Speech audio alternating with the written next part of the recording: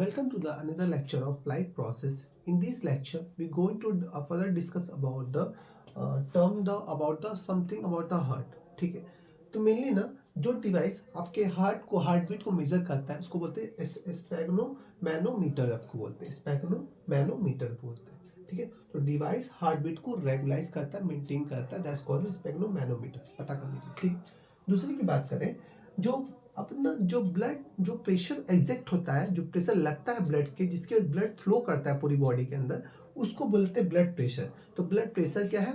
The pressure exerted by a heart. जो pressure ना systole contraction है ना, और सिस्टोल जो कॉन्ट्रैक्ट जो होता है उसको बोलते हैं वेंट्रिकल कॉन्ट्रैक्शन। तो वेंट्रिकुलर कॉन्ट्रैक्शन सिस्टोल जो वेंट्रिकुलर सिस्टोल कॉन्ट्रैक्शन जो होता है ना, उसकी वजह से हार्ट आपका ब्लड प्रेशर डेवलप होता है। और ये कहाँ डेवलप होता है? ये डेवलप होता है आर्टरीज में। ठीक है, जो आपकी बॉडी से ऑक्सीजन ब्लड को कैरी करते हैं। ध्यान रखना है। ठीक है, अब बात करें टाइप ऑफ ब्लड प्रेशर की बात करें, तो ब्लड प्रेशर भी दो टाइप के होते हैं।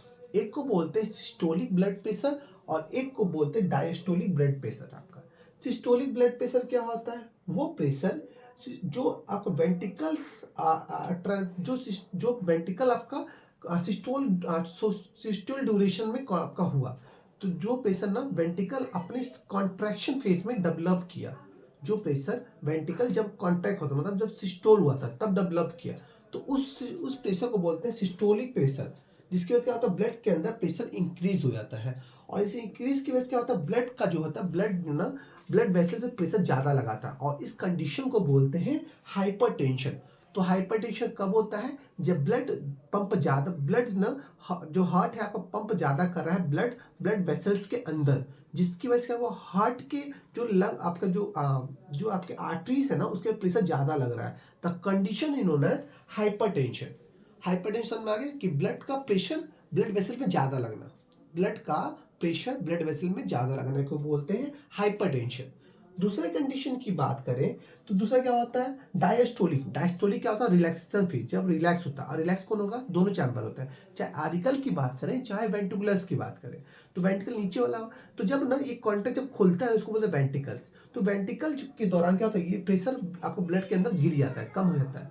तो ये वेंट्रिकल जो प्रेशर लगाता है वो कितना होता है? आपका 80 आपका mmg/Hg। ठीक है, मिलीमीटर आपका आपका मरकरी एच। ठीक है, तो ये आपका जो 80 होता है, और ये कितना होता है? 120 होता है। 120 जो होता है नॉर्मल सिस्टोलिक प्रेशर होता है।